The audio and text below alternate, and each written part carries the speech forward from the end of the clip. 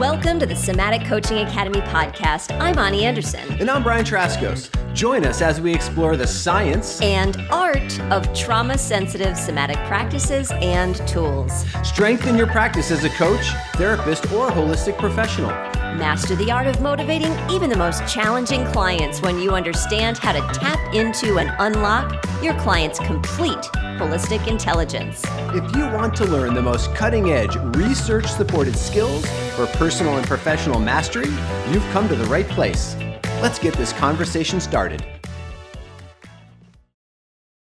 Hi, and welcome to the Somatic Coaching Academy podcast. Good morning, Brian. Good morning, Ani. How are you? I'm doing well. And you?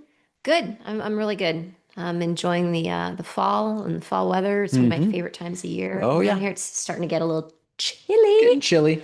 But yeah, good. Yeah, exactly.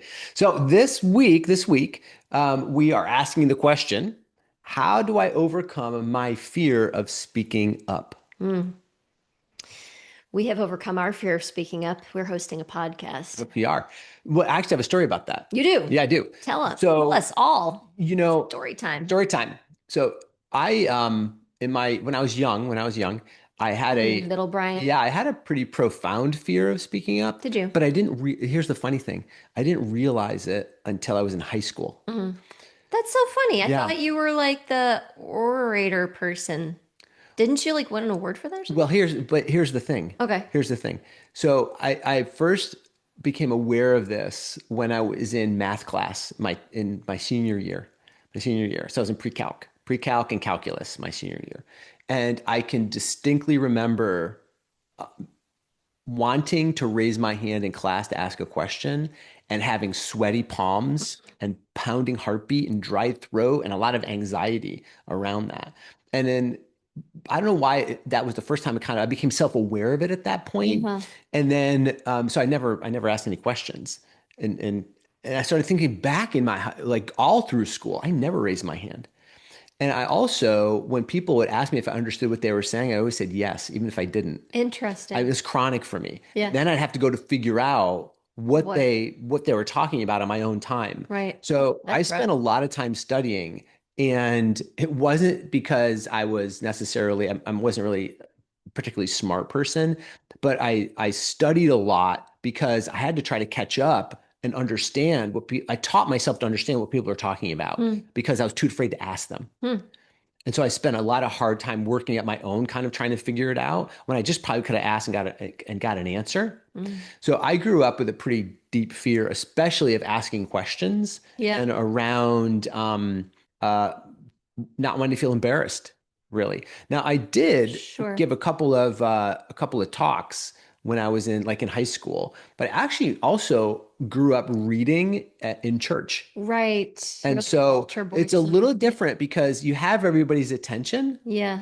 And you actually kind of are in a position of, I guess, authority because the expectation is that everyone's going to listen to you when you're doing the reading, right? Yeah, that's interesting. But I do remember doing some of those readings and actually mispronouncing words and having the fellow altar boys kind of make fun of me afterwards for that, which didn't feel good either, right? So there were those kinds of things, but putting myself in a situation where I could be embarrassed would just shut me down. Yeah. Absolutely. I was actually incapacitated by it. And that lasted all the way through most of my professional career too, which I have to say wasn't great because I'd be in rounds, as a physical therapist, I'm in rounds and the doctor asked me if I knew what he's talking about. And I said, yes, even though I didn't. Then I'd have to go look it up.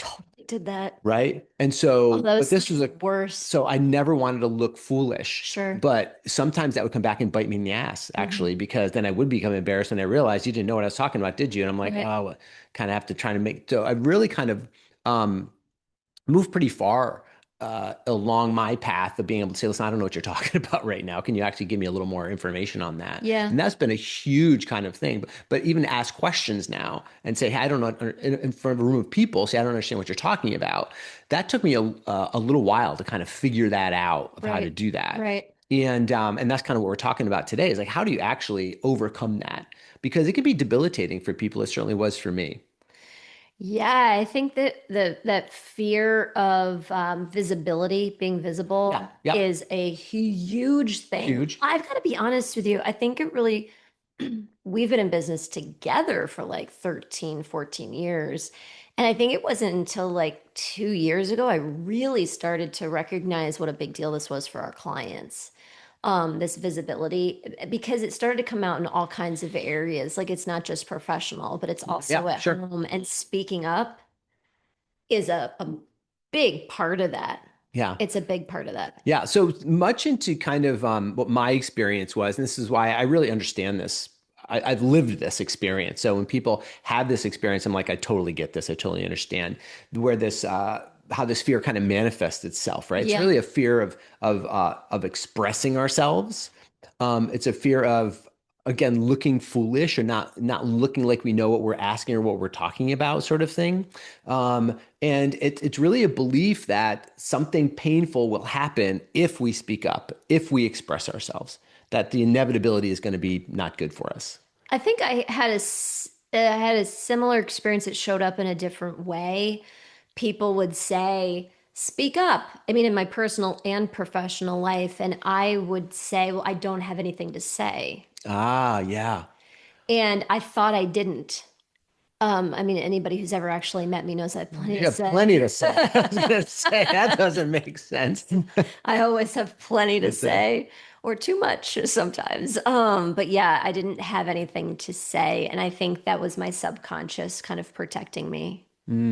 yeah, actually, another memory just kind of came back to me too. When we first started our businesses, one of the first institutions that we launched was the Institute for Rehabilitative Qigong and Tai Chi. And that a lot was based on my sharing using Tai Chi and Qigong practices for physical rehabilitation as a PT. And so when we first started launching that institute, I would go on to different groups on social media and and promote what we were doing. And it's interesting. On one of the platforms I was on, there were a couple of different groups that were Tai Chi and Qigong groups. And you might think that people who practice Tai Chi and Qigong regularly might be more open and curious and supportive. No way. They were like cutthroat. It was cutthroat. It's like, no, that's not how you do that, Tai Chi. You do it this way. That's wrong. And there's like a lot of judgment and blaming. And I'm like, Oh, that "Ah." must have been hard It for was you. hard. But I knew that's where I needed to present what we were doing because that's potentially where the people were that Yeah. might be interested in what we were doing. And so I remember when I started posting on those platforms, like I was just like a Yeah. mess. I was a mess. I was shaky and sweaty and all that kind of stuff. And that's where our core resonance remodeling program came from, Uh, is from that experience. uh, Like I actually used Qigong somatic practices actually to develop an embodiment program to build confidence from the bottom up, and it worked. And mhm. I was starting to post and receiving what people were saying Right. about it, both the supportive and the not so supportive, right, kind of thing. And I found ways to meet everybody with a sense of acceptance and humor. But it took me a little while to do that. But if hadn't had that physiological kind of chakra supportive program that we created, I wouldn't be here now Well, because that gave me the confidence to really put myself out there. I think you bring up something really important, and maybe you said this earlier, but part of the reason we don't want to put ourselves out there is because we don't want the negativity or the Yeah. flack back. Right. But the thing is, both come back. There's always the balance Yeah. of the supportive and the challenging. To think that we're going to put something out there and we're only going to get accolades, that's not going to happen unless you're just talking to AI. I'm Yeah. kidding. We were talking Exactly. about that last Last week. week. Yeah. Go back and look at that. But yeah, uh, this comes up all the time with clients because they'll finally put their voice out there. Yeah. They'll finally teach, they'll finally give a workshop, they'll finally run a retreat or something. And then feedback comes back, whether it's solicited or not. Mhm. And inevitably, there's one person who thinks you're the sun and the moon and the stars, and one person who's like, this just wasn't really good. Yeah.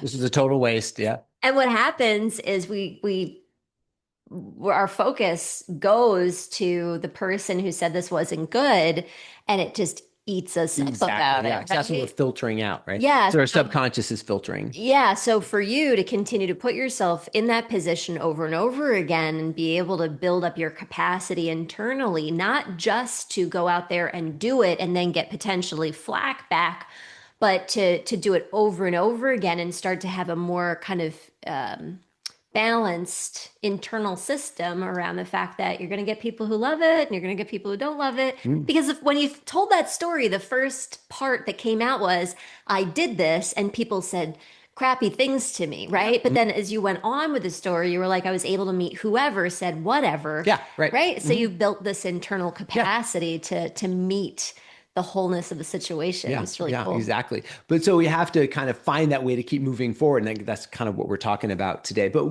first thing we want to understand is that a fear of speaking up is a learned fear. It's not a fear we're born with because, babies aren't afraid of speaking up. Oh no, They're not afraid of speaking they up. can be loud. They can be loud. They're going Top to of their top of lungs. their lungs for hours until they Not afraid of get speaking what they up. need or can verse you, or they just babble and Google and those kinds of things also sort of thing, right? But babies are not afraid of speaking up. So we're not born with We're it. not born with it, folks. We're not Interesting. born with it, right? It's something that you learned. So if you have a fear of speaking up, like I did, it sounds like maybe like you did, Yeah. like you were born with it. Weren't born with this fear. You learned this fear some way. Okay, so the best way to really overcome any fear is to prove it's not real. That's kind of like the shortcut. Okay. Right? You have to just kind of prove it's not real. You have to kind of keep, and there's a lot of therapeutic paths to doing that. Hmm. People go to therapy and get coaching and all that kind of stuff to overcome their fears, to prove the fear isn't real, to adopt a new belief. I mean, that's basically like the whole change paradigm, no matter who you kind of work with. So maybe we can talk about it a little bit from how we work it here at the Somatic Coaching Academy, Yeah, sure. because that's kind of where we are, Hmm. right? Yeah, and then that it's not real is that awareness building. Like, Yes. because as Yep. humans, we get very polarized and focused onto what we think reality is. And so it's widening our perspective to accept there might be alternate realities, Yeah. other ways to see things and think about things. Yeah, and so any fear that you've learned, you can change because it's not like an inherent fear, right? It's not like we're not born with it. Those born fears they're there. They're part of our wiring as humans. But anything we learned, it means it can be changed. So if you've got that fear, hey, listen, there's the positive here. Opportunity to change it is relevant. So let's talk about how we're going to overcome these things. So at the Somatic Coaching Academy, right, we approach things both from the bottom up and the top down. From the body to the brain and the brain to the body. And we tend to start with from the body to the brain, Because that's how the brain works, right? by the way. Mhm. Yeah, that's how the brain is wired. So Yeah. we're just kind of stepping into kind of the natural flow. Now there of course is some top-down control of the fear centers of the brain or the limbic centers of the brain. The parts of the frontal lobe can do some top-down control, but like in my case with being so afraid I was going to raise my hand and palms sweating and armpit sweating and can't say anything. I mean, Only my when the system's yeah, regulated. I wasn't not able to overcome that Yeah. because I became so dysregulated. Yeah. The cortical centers or whatever can't regulate the dysregulated system. You got to regulate the system first and then Exactly, exercise exactly. control. Right. So when you're experiencing this fear of speaking up, and as we pointed out, it's a learned fear. So you can say to yourself right now, oh, it's a learned fear. It's not who I am. It's something I learned, so I can change it. Okay, so what am I going to do to change it? Well, very often the first thing that we always say is you got to regulate your nervous system. That's kind of right. That's kind of it. You got have to be able to regulate your nervous system, get some supportive structures in there, so that then you have a little bit more top-down control and have a little more intellectual framework, a little more intellectual understanding of what you're dealing with. But you really have to find a way to stabilize your nervous system itself. I just want to say something about regulation for a second because we talk about it all the time, obviously. When you know what it feels like to have a regulated system, oftentimes you have the experience or have had the experience many times of being dysregulated and then moving to regulated, and you know what that feels like. So if you're listening to this kind of thing and you're thinking, okay, number one, regulate the nervous system, take 3 deep breaths. Mhm. Like, hang on a second.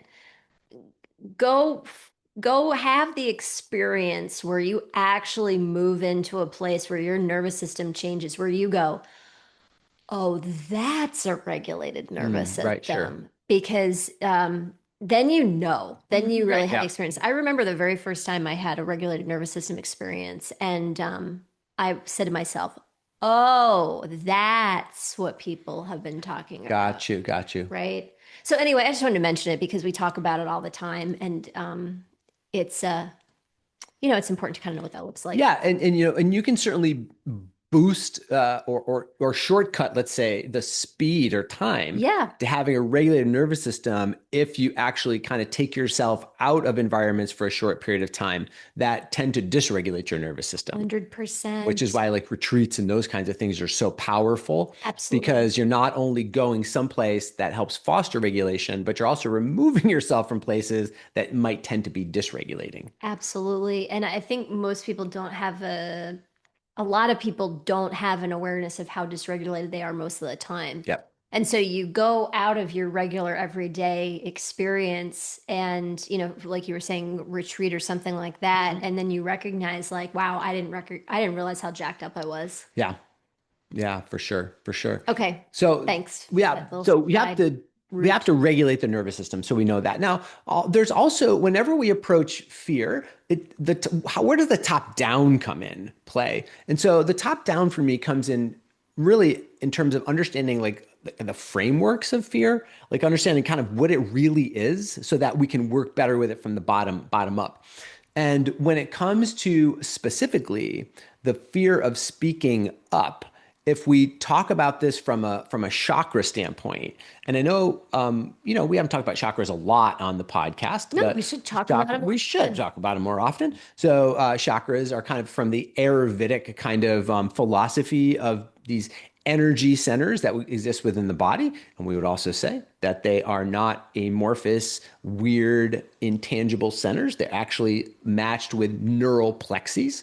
So chakras are actually anatomical structures if you understand how the physiology works. So they're real things, folks. They're real things. And in our trainings, we go pretty deep into why they're real things and talk about that. But you can look this up. And so chakras have to do also with your development as you go through your life, right? Which makes sense because your body develops. Yeah. Yeah, your body's developing, and based on the neural plexes that come out of the spinal cord and innervate all different parts of your body, as you go through neural development, think about a newborn to a 7-year old. There's like Totally different. totally different, right? Yep. So many different Exactly changes what happen. happened. Yep. Yep. And so the first 4 chakras are developed before the age of 7, and then the fifth, sixth, and seventh chakras are developed after the age of 7. And depending on our experiences in our early lives will form and develop our chakras, how our neural endocrine system works, but also how we relate our beliefs and our physiological kind of attachment to those beliefs are kind of governed through the chakra system. If you look at this through that kind of Ayurvedic kind of perspective. So I know that's kind of just a really quick introduction on chakras, but looping back to fear of speaking up, those are primarily imbalances in the first, third, and fifth chakras. First, third, and fifth chakras. Now, every different kind of fear is going to kind of have a different chakra profile, but speaking up is specifically first, third, and fifth. Not that the second and the fourth and the sixth and the seventh aren't totally involved, but that's primarily where we see things happening. Right. And the second and fourth actually support the chakra that's, above them. For Yep. example, the second chakra supporting the third chakra and things like that. Yep. So everything's all mixed up and Everything's connected. all mixed up and connected. So when we approach this through our programs here, we're really approaching this at the idea of balancing, and refortifying the chakra systems, because fear is a very a primal experience, especially something like the fear of speaking up, which almost always gets looped into our system before the age of 7. So there's a lot of lived experience that happens after the age of 7 that kind of gets built upon these imbalanced chakra patterns that continue to purport the problems with the speaking up. So when we go back to the body, we actually do things like the core resonance remodeling program that actually rebuilds the chakra system along with the intellectual understanding of what's happening. I've found that to be the absolute fastest way to help people overcome that fear, specifically of visibility and speaking up. 100%. I think one of the things that happens for people is they're grown adults and they can't figure out how to get themselves to do X, Y, and Z. I mean, especially when you're a business owner, there's a lot of speaking up that needs to be done. And you just can't figure it out. And the person will say to themselves, I don't know why this is so hard. Mhm. I don't know why this is so hard for me. Why can't I get myself to do this? And it makes a lot of sense because it's literally wired into your physiology before the age of 7, and have lived all this life experience on a system that has developed and then further confirmed these issues. So it's actually like a bigger deal than you think it is. Yeah. I think, Yeah. right? Yeah. Huge. Just because it's a big deal doesn't mean it has to take forever to shift. And that's why the bioenergetic stuff is Yeah. so important because when you shift the bioenergetic stuff, you can get right at the conditioning from when you were young, and you don't have to sit in therapy for 100 years and talk about it. And by the way, that still might not fix it. You just get right to the wiring. Yeah. Yeah. And this is again is a difference between the top down and bottom up models. And so the top down model is going to have you intellectually process why it is that you have that fear. But the bottom up model that we do, it actually has you modify the sensations of the fear itself. So you're actually changing what the fear, what you're calling fear in your body. Because so we kind of keep reducing it down. We're not even changing the fear in your body because we're working at it with sensations. We're not even calling it fear anymore. We're Right. calling it a sensory pattern that you've had adopted associated with certain external circumstances. And when you can get underneath that and actually change the sensations associated with that external circumstance, then now you have actually repatterned previously what you were calling fear. So that's what we do with our sensation-based model, our coaching. What you were calling fear, what your parents were calling fear, what their parents were calling fear. Because the other thing, like this is actually like a really big deal, is you learned to feel those ways when you were under the age of 7 because your parents taught you to feel those ways because they feel those ways and they were taught by their parents who were taught by their parents. We're talking like lineage stuff, you know? So that's why these kind of methodologies work Yeah. so profoundly and efficiently. Yeah, especially for this particular issue of fear of speaking up. It's like we've got this one pretty dialed. We Mhm. really understand how to help people overcome this. I remember I was using our core resonance remodeling system one day, Brian. It was really early in our business because we were in our first wellness center. I remember the room I was in, and I had to make a really important phone call. At this time, I don't remember what it was. It felt very important at the time, and I think it was like kind of a big deal. Any other day of the week, I would have been so afraid to be rejected for making this phone call. And I did my core resonance remodeling, and I had the phone right near me. And it actually was like one of those phones with a base. I think it might have even been before I had my cell phone. And I made the call and I did it and I got whatever response that I got, which I believe was a positive response to wherever I was trying to go. And then I hung up the phone and was like, how did I just accomplish that Hmm. massive feat? It was like I slipped into some kind of different skin or whatever because all of a sudden I had plenty of confidence where if I had just tried to make that phone call without getting my system ready first, no way. No way, no way. So there's some additional kind of pieces of overcoming actually any fear. So let's just make sure we have a kind of a complete conversation about this. So these bioenergetic practices really help to stabilize, enhance, bring a lot of awareness. They take us through all our steps of become aware of, decode, modify, and reframe from the bottom up. And then what we really need to start doing is doing some graded exposure kind of practices. So you have to take that new confidence around speaking up and actually go out there and start testing it a little bit. But it's important to test it in kind of a graded way.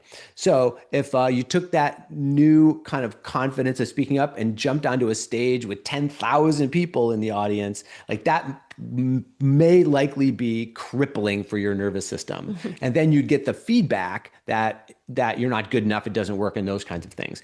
Whereas if you took that new confidence and went and spoke to a couple of people that you knew were going to be supportive, then you're going to get that feedback. So there's that whole process of you need to kind of take it out there in the world and do some graded exposure with it. It needs to be just the right amount of exposure, not too much exposure. Some coaching professionals will kind of suggest you just like jump off the deep end and go big. Yeah, yeah, and I think that can work a fraction of the time, and it can also really cripple a lot of folks, Mhm. because it's dramatic. So Yeah. Yeah, exactly. As I said, it can really it's overwhelm the system. dramatic. Yeah. So you have to work with coaches who know what the sweet spot is for you to be able to grow, to Stretch, stretch, to to be be like, oh, should challenged, I do that? but still supported sort of thing, right? You Yeah, have to, yeah. and that's really about your nervous system more than because intellectually you might be like, yeah, I'm gonna go for it, I'm gonna do it. And then when you get there, your subconscious mind just implodes. Like that's not gonna be good. So you have to kind of Oh my God. Yeah. know that balance. That's really important. Getting feedback from the community is really important. The community? Yeah, from a community that you're working with is really Gotcha. important, but also from the people that you're speaking with. So feedback is really important, but you're seeking that balance of both support and challenge in terms of the feedback, because that's also going to help you grow, which is really important as well. Got to gather evidence of the positive direction that you're moving. Mm-hmm. So it's like if you have an intention to be a confident asker of questions, or confidently say, I don't know, or confident at speaking or speaking up sort of thing, which is a little different now that you mention it. I think there's a difference between the overcoming the fear of speaking or speaking up, Okay. right? Why? Why? Because, when you asked me earlier about speaking, so speaking, like when you're speaking and there's an expectation that people are just going to listen to you, Uh-huh. like that's speaking. Mm-hmm. But speaking up, Oh, got you, got right, you. is Yeah, right. potentially it's in a situation where there are Maybe disruption. intangibles, Yeah. disruption, that kind of stuff. Yeah. Anyway, so No, that makes that just sense. occurred to me. Yeah. And then you got to repeat it, right? You got to gather evidence and do it again, gather evidence and do it again. Yeah. And it's all about then kind of putting that in that cycle so that you start to build momentum and just continue to gain confidence. But it Mhm. really starts with a different quality of sensation in your body. Yeah. Yep. And hey, if you're listening to this episode and you're like, I want to do that, we encourage you to come join us at the Kripalu Institute for Yoga and Health. We're going to be there in January, January 2026. leading the Endless Confidence program. And we're going to do all of this stuff. And we're going to be there for about a week. We're going to do the core resonance remodeling. We're going to get your nervous system all set, the bioenergetic work, the subconscious reprogramming work. It's an incredible way to start your year. And also, what's really important to me about this is get out of your house Hmm. and come have a different experience with us live and in person. I think we've kind of forgotten how important this is, especially since COVID. Because we think we can have the same experience over Zoom, but when it comes especially to the bioenergetic work and the nervous system rebalancing work, being in person is not the same as being online. Hmm. So whether you've studied with us a bunch of times or you've wanted to do something with us and you haven't yet, come join us at Kripalu. It's going to be a fantastic opportunity for you to Yep. start your year off strong and get this confidence, especially for speaking up. It's a fantastic program for that. 100%. We're so excited to be there. We know this is such powerful work, and we just love to be immersed in that energy at Kripalu and help people just be able to step into the absolute best version of themselves, the most confident version of themselves for 2026 and beyond. If you're looking for information about the program, go to our website, somaticcoachingacademy.com, and then go to events, and it'll be on that page. It's also, you're going to find it in our social media bios, and I pretty much guarantee if you follow us on social media anywhere, you'll see us promoting it over the course of the next few months or so. All right. So, set your time. We'll see you at Kripalu, middle of January. Yeah, and until then, we'll see you next week. Bye-bye. Bye for now. Thank you for listening to this episode. We hope that this conversation will help you improve your practice and change the way you think about your work, your clients, and yourself. Continue your exploration of trauma-sensitive somatic coaching by listening to more podcast episodes at somaticcoachingacademy.com. You could be the trusted guide that people turn to help them with their most challenging situations and to reach their most precious goals. Thank you for joining us. We'll see you next time.